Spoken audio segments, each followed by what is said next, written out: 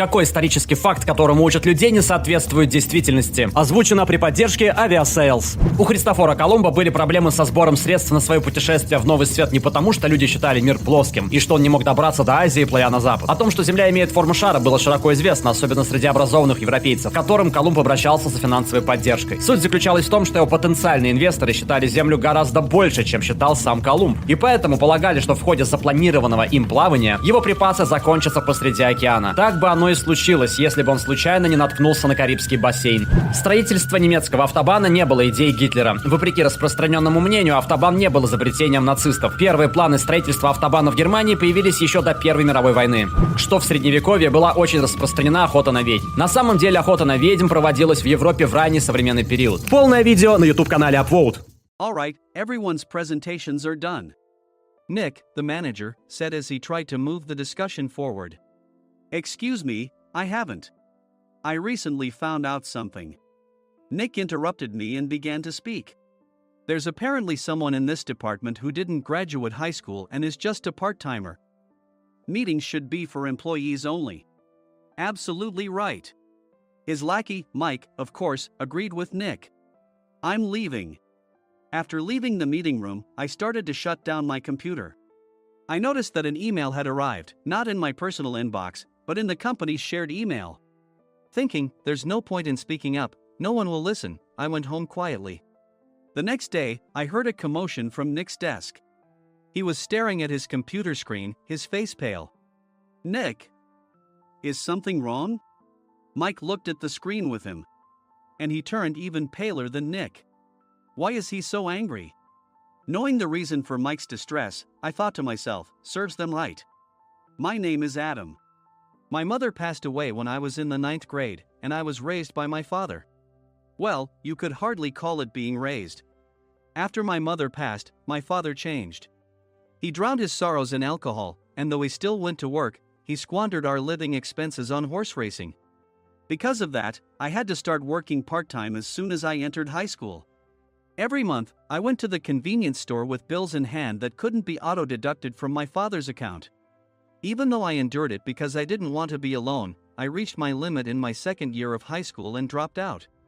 I found a live-in job at a distant inn. Thank you for everything. The day I left home, my father, still staring at the TV, spoke. Take care. That was our last conversation. Back then, 18 wasn't the age of majority, so I needed my father's permission to work, and I couldn't hide my place of employment. Yet, my father never visited me even once. I kept working just to survive, and before I knew it, I was 42. Years of hard work paid off, and I was transferred to the headquarters. I was thrilled to be recognized by the company, as I thought I'd be working in the field until retirement due to my lack of formal education. Listen up. Our work can change the future of our employees. Don't drag us down. On my first day after the transfer, Nick, dressed in an expensive suit, spoke sternly. There was a reason for this. Our inn was located in a prominent tourist destination, known so well that everyone in the state could sing its commercial jingle. At its peak, we had 5 locations within the state. But that was long ago. Due to financial difficulties and aging facilities, only the place where I had worked for many years and the original establishment remained. I was prepared to lose my job anytime, but now there was a glimmer of hope. With the rise of social media, the tourist area where the inn was located started gaining attention again. Depending on how hard the sales department, where I was transferred, worked, we could either thrive or be forced to give up this prime location to the new hotel chains continuously popping up. For Nick, who had switched careers from another industry to strengthen our sales, this was a battle he couldn't afford to lose. I understood why he had to be strict. I will do my best. Nick sneered at my enthusiastic declaration. Did you not hear what I said? I'm sorry. I thought I was listening carefully. Out of habit from years of customer service, I apologized reflexively, though I had no idea what had offended him. Someone was watching me with a smirk. In this department, there are those who are expected to excel and those who have been shoved here because they have nowhere else to go. You are the latter. It was Mike, the section chief. He's 7 years younger, at 35. But he was called to headquarters much earlier than I was and had been moving around within the headquarters ever since. I'm not jealous, but I can't accept that he's my boss. Graduating from a prestigious university, he has an unusually high pride and caused many problems as a newbie, making things very difficult for me when I was the front desk leader. When I found out Mike was transferred to the sales department a month before me, I was disheartened. Mike is right. With just a middle school diploma, there's not much you can do. Don't even think about achieving results. As if I didn't exist, Nick remarked, I'm thirsty. Mike eagerly ran to the coffee maker. It seems Mike is Nick's lackey. I regretted being happy about my transfer to headquarters, wishing I had stayed on site forever. Send a direct mail to every company on this list by the end of the day. Nick only assigned me tasks that even a new graduate could handle. What? There are over 1,000 companies. You want me to send to all of them by today? Yes, if you and your fellow misfits split the work, even those with nowhere else to go should finish by today. I glanced at the employees typing away expressionlessly. They were worn out from customer service, only thinking about leaving on time, or were women reassigned after having children, with zero motivation for work. Even Sam, a new graduate from the same university as Mike, who was supposed to be among the expected achievers, had no enthusiasm for the job, having joined the company wanting to do customer service. I don't care what they say, I plan to quit anytime, he said. Only Nick and Mike were highly motivated, making all the decisions between the two of them. I originally only wanted to work at the inn to survive and had no particular attachment to this job. I swallowed my words, thinking I had no right to reprimand them. About a month after the transfer, Nick told us with a frustrated look. To commemorate the 50th anniversary, we've decided to create a plan exclusive for one group per day. Originally, Mike and I were supposed to come up with it, but our president, Mr. Thompson, insists on hearing everyone's opinions. So, you all get a chance. As Nick explained, Mike began handing out prints. Make sure not to embarrass Nick. If your ideas are half-baked, you'll have to redo them. It seemed that they had printed his handwritten notes by Mr. Thompson, which included several questions and a section for free responses. It made sense why Nick had to seek our input, given that all responses had to be submitted to Mr. Thompson. We were given a week to think about it, and a meeting was scheduled to compile our ideas. My plan is to let guests enjoy both the old and modern America. Nick began the presentations. Guests would watch a master confectioner at a nearby traditional sweet shop make sweets in front of them. The welcome drink would be premium tea in a bottle. Nick's plan was certainly attractive. After his presentation, Nick called on us to present in the order we were seated. Just as I stood up for my turn. All right, everyone's presentations are done. Excuse me, I haven't. I recently found out something. Nick interrupted me. There's someone in this department who didn't graduate high school and is just a part-timer. He was likely talking about me. I joined the company as a part-timer and was made a full-time employee when I turned 20. That was 20 years ago, so Nick and Mike probably had no chance to know until recently. Meetings should be for employees only. Absolutely right.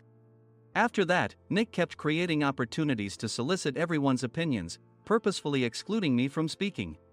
The meeting unexpectedly heated up and went past the scheduled end time. A few people asked to leave, and the discussion continued with the remaining few.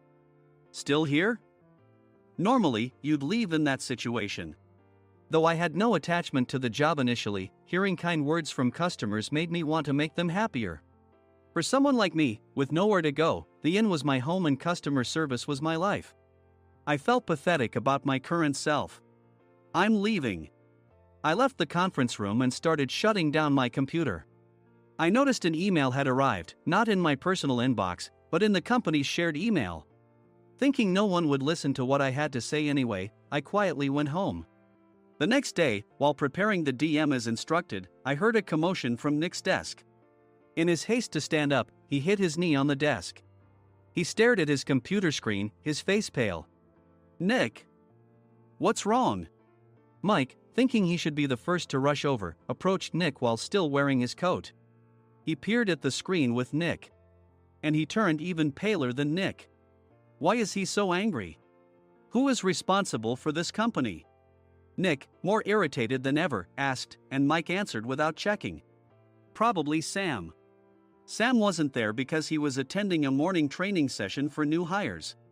Nick gave up on getting angry and returned his gaze to the screen. They were looking at an email that arrived right after the end of the working day yesterday. Apparently, no one, including me, had checked it before leaving. The email was from a large company that used us for their annual employee trips. The president and executives of that company also frequently used our services personally. President of the company, Mr. Mason himself, had declared that neither he nor his company would ever use our services again. Well, some companies cancel their employee trips or stop using our services due to financial struggles.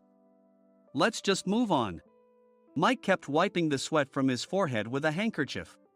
Knowing why Mike was so agitated, I quietly watched their interaction. Do you know how much revenue we get from that company? We can find other guests to fill the rooms, but we'll lose the banquet costs, gift shop revenue, rental car fees, and more.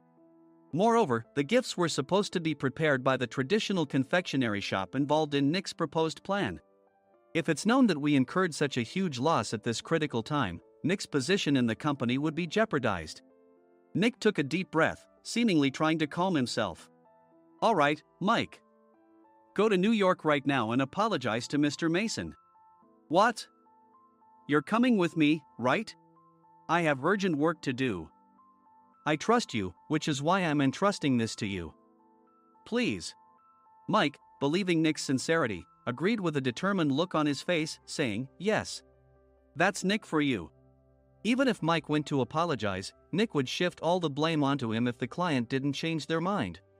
Well, it was Mike's fault to begin with, so it served him right. About 3 hours later, Sam answered a call from somewhere and repeatedly apologized, saying, I'm very sorry. Everyone watched to see what was happening. After ending the call, he informed Nick with a weary tone. When Mike arrived at the client's company, he only made things worse, further infuriating Mr. Mason. He was demanding, get his boss here immediately. It was no wonder Sam was exhausted, dealing with such a call right after returning from training. What is that idiot doing? All right, Adam, you're coming with me. If sacrificing Mike didn't work, then I must be next. Normally, I'd want to refuse at all costs, but I saw an opportunity in this situation. If I can be of assistance, I'd be happy to join you. I immediately followed Nick, and we flew to New York. When we introduced ourselves at the reception, it became clear how serious the situation was, as the receptionist personally escorted us to the president's office. Angry voices leaked through the door, making both Nick and me uneasy. Excuse me. I'm Nick, the supervisor. I understand my subordinate has caused you trouble, and I deeply apologize. Nick, with his experience in the corporate world, knew enough to offer an apology before excuses. However, his customer service skills left much to be desired. I sighed as I saw Mike trembling like a small dog in the corner of the room. What kind of training are you giving your subordinates? Mr. Mason glared at Nick with a red face. The intensity of his gaze made even Nick take a step back. Regrettably, I joined this company only 2 years ago and was unaware of Mike's issues. I should have identified his shortcomings sooner. Indeed. I should have realized sooner. No sensible person would come to apologize and then give a lengthy presentation on the drawbacks of not using their in. Nick froze, his mouth slightly open. Suspecting the worst, I picked up the documents that had fallen to the floor. It seemed Mike hastily prepared these documents on the plane, listing the disadvantages. Disadvantage 1: if you change the venue for the company trip, employees might suspect it's for cost-cutting reasons, leading to a negative impression. Reading it aloud half-jokingly, Nick snatched the papers from my hand and checked the contents with a furious expression. Among the stack of documents was a receipt from a nearby convenience store's copy machine. I felt a pang of dread, hoping he hadn't shown the receipt as well. What do you think he said when I asked what kind of nerve he had to do this? I'm very sorry. Faced with the dire situation, Nick must have thought there was nothing left to do but apologize. In a voice smaller than I'd ever heard from him, he uttered words of apology. He said, I'm a Harvard graduate. I don't believe I said anything wrong. Mike! What have you done? Forgetting his plan to pin the blame on Mike, Nick yelled loudly, even in front of Mr. Mason. I didn't do anything wrong. You're still saying that? Look at him. Mike pointed at me with a shaking hand. I was assigned to headquarters in my 20s and now I'm a section chief. This guy only made it to headquarters at 42.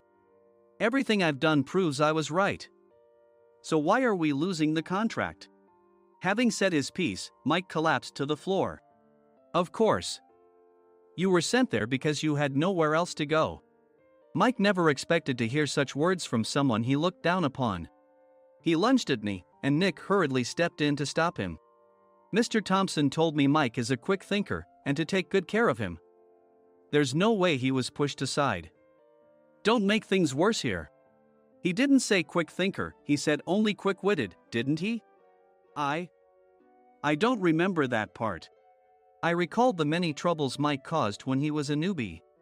When Mike was on the front line, his pride was so high that he never apologized to customers. Customer service, especially in our job, doesn't work alone. It brings both good and bad situations. If the front staff or housekeepers made mistakes, or the cleaning company didn't properly clean a room, one had to apologize to the customers regardless of personal fault. Mike, in such situations, would never apologize, insisting he wasn't at fault. This often angered customers, and as the front desk leader, I frequently had to apologize on his behalf. He caused complaints and disrupted operations, which is why he was quickly moved to headquarters. In departments where he didn't interact directly with customers, his quick thinking was beneficial and things went well. But it seemed his flaws were starting to show. Corporate reservations are supposed to be entered into the system by the sales representative. But a quick check yesterday revealed that more than 10 items were missing from the client's reservation. The handover document clearly stated what needed to be prepared. Why didn't you enter it into the system? Why do we have to give them special treatment? Filling rooms near the banquet hall, setting up all the food in advance. Specifying the brand of wine, they're too demanding. No wonder he always angered customers, I thought, feeling a headache coming on. Grouping them in rooms near the banquet hall is for our benefit too. It makes it easier for the staff to set up beds and serve breakfast since everyone's schedule is synchronized. As for the other requests, Mr. Mason suggested them to lighten our load. I didn't know that. Nick finally seemed to realize that Mike was the one who had angered the client. What did you say to them? I just told them we wouldn't give them special treatment anymore. We shouldn't waste effort on things that don't bring in money. I was utterly exasperated at his lack of understanding of customer service. Of course, we shouldn't comply with unreasonable demands. But carrying over successful practices from past stays makes customers feel remembered and enhances their experience. Good memories encourage repeat visits. That's part of our job. I looked down at Mike, who was sitting on the floor. In our job, nothing is a waste. Mr. Thompson likely moved you to the sales department, hoping you'd finally understand this. How do you think he feels now that you failed to meet his expectations? Mike, tears in his eyes, fled the president's office. I was amazed he still hadn't apologized. You have it tough, Adam. It's okay, we're all employees of the same company. I deeply apologize for this disrespectful incident. Especially after all the care you've shown us. If it weren't for you, Adam, I really would have stopped staying here. When I heard you were moving to the sales department, I was willing to reconsider if you handled it. Seeing us talk so amicably, Nick's face contorted. Do you two know each other? Adam's service is excellent. I always requested him specifically. Normally, we don't accept specific staff requests, but we made an exception for Mr. Mason, adjusting my shifts accordingly. He had personally stayed at our hotel just before my transfer, and during casual conversation, I mentioned, I'm moving to the sales department soon. If I hadn't told him then, things could have been much worse. Please continue to take care of us. I look forward to it. On the return flight, Nick awkwardly offered me a can of beer. It's still working hours. Of course, I had no intention of forgiving him for a single beer. Nick might try to pin everything on Mike and avoid any consequences. While pondering this, a startling fact came to light. Nick, the tea bottles for the plan have arrived. I handed Nick a bottle labeled with our inn's name. They look good. What are you talking about? These are plastic bottles. I had assumed we would use the trendy, high-end bottling tea. But what arrived were ordinary plastic bottles of tea with customized labels. The only unique aspect was the label, which had the IN's name, making it look customized. Upon further investigation, I discovered that a substantial amount of money was set to be paid to the tea company. It was priced like bottling tea. Does this plastic bottle really cost $100 each? The tea inside is specially blended for us. The extra cost is for that. Wouldn't it be better to use another tea company? Or is there a specific reason we must use this one? As Nick continued to make excuses, I showed him a printed email. I informed the tea company's president, Mr. Mitchell, that we discovered irregular payments and he confessed. He said you two were high school classmates and planned to split the extra money. That idiot. Why did he confess? That's not important. You should worry about yourself, this could turn into a police matter. Opening the bottle cap, I suggested. How about calming down with this tea? It supposedly has a relaxing effect. Nick drank the tea frantically. In the following days, decisions were made about their fates. Mike was reassigned to the General Affairs Department, with no chance of transfer or promotion, as per Mr. Thompson's orders. As for Nick, since the payment to the tea company hadn't yet been made, he narrowly avoided legal trouble. Instead, he was encouraged to leave the company, and to avoid further complications, Nick submitted his resignation. Rumor has it that connections between HR departments have made it difficult for him to find new employment. Even though it was good to have those two gone, something unexpected happened in the sales department. Everyone became motivated and united in refining the 50th anniversary plan. In the end, my plan was adopted.